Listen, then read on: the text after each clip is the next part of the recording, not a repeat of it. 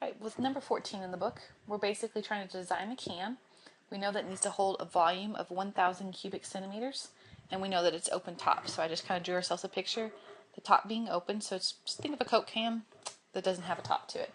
And what we want to do is we want to find where the dimensions is going to make it hold specifically the 1,000 cubic centimeters. Okay, well, first of all, we do have a formula for volume. Volume is pi r squared h. Okay, and we know that volume is 1,000 centimeters, so we can write it as 1,000 instead, is equal to pi r squared h. Now, however, going into this, again, we have two unknowns. We don't know what r is, and we don't know what h is. And so the only way to solve an equation when you have the two unknowns is sometimes is to replace it into one of the other equations. Come up with another one and replace it into that. So that's why I developed this. I went into looking at the surface area equation. Okay, surface area, this pi r squared represents the surface area of just the bottom. If it had the top as well, we would just put a 2 in front of it to make it 2 pi r squared. Because we're only doing the surface area of the bottom, I just have pi r squared, and then 2 pi r h represents the wall, the surface area of the walls. Okay? And again, the reason why I'm basically using my surface area equation as the main equation, because obviously when you're dividing a can, when you're designing a can, what you're creating are the materials for the walls, which is actually going to be the surface area. You're not creating material for the interior part, you're just creating the material for the walls itself. So that's why I'm building off of the surface area equation as being our foundational one. Now we have a choice. We have r squared and we have h. And we have r and h. What I want to do is come back over to my volume equation, and let's just solve it for, let's say, h. So I know then that, in the sense that h is going to be 1,000 divided by pi r squared. So if I plug that in back up into my surface area, then all I have in my surface area equation is in the terms of just one variable.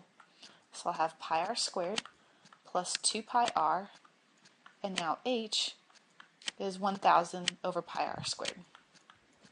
Okay.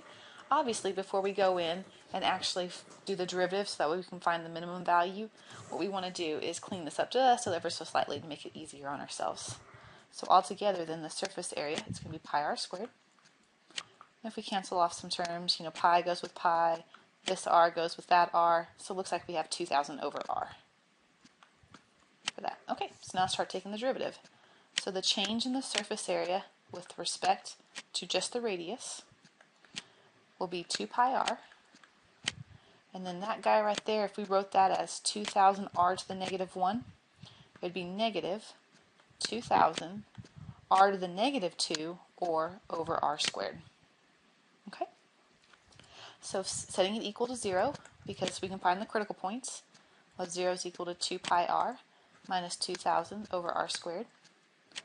And then from there, just finishing solving it up, let's do 2,000 over r squared is equal to 2 pi r. And rearranging some terms, let's multiply both sides by r squared, just so we can at least get rid of the fraction. So 2,000 is equal to 2 pi r cubed. And coming up over here, then we get 2,000 divided by 2 pi is equal to r cubed, or 1,000 over pi is equal to r cubed. So r is going to be the cube root of 1,000 over pi. And since we can take the cube root of 1,000, let's go ahead and do that. So r is going to be 10 over the cube root of pi. So now the next step is just to make sure and double check that that is going to be a minimum value, that is going to require the least amount of materials.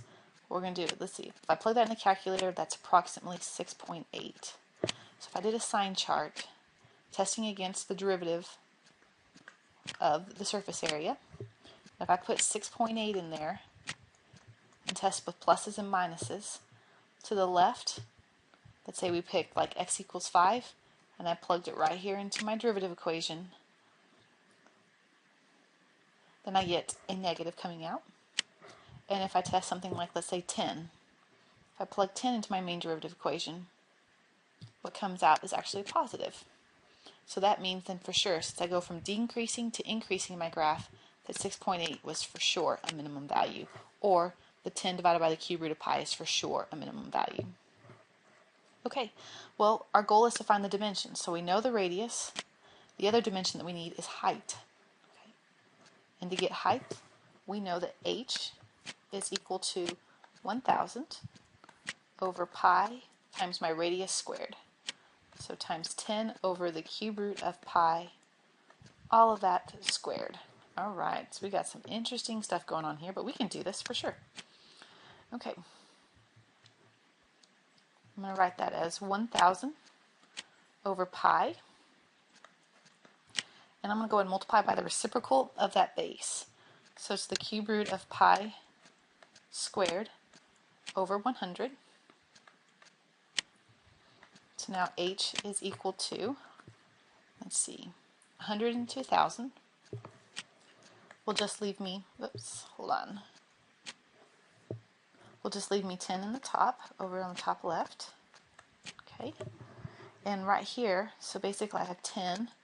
I have pi to the 2/3 power. Just remember the index number tells you your denominator for that exponent. And then the top number tells you your top number, all over pi. So I have 2/3. I have, you can almost say minus 3/3. So we can write then our height as 10 pi to the negative 1/3. Just to put units on it, just to finish this up, we'll call centimeters there and by centimeters up there. Box that up, and we are finished. Let's go on to the next problem.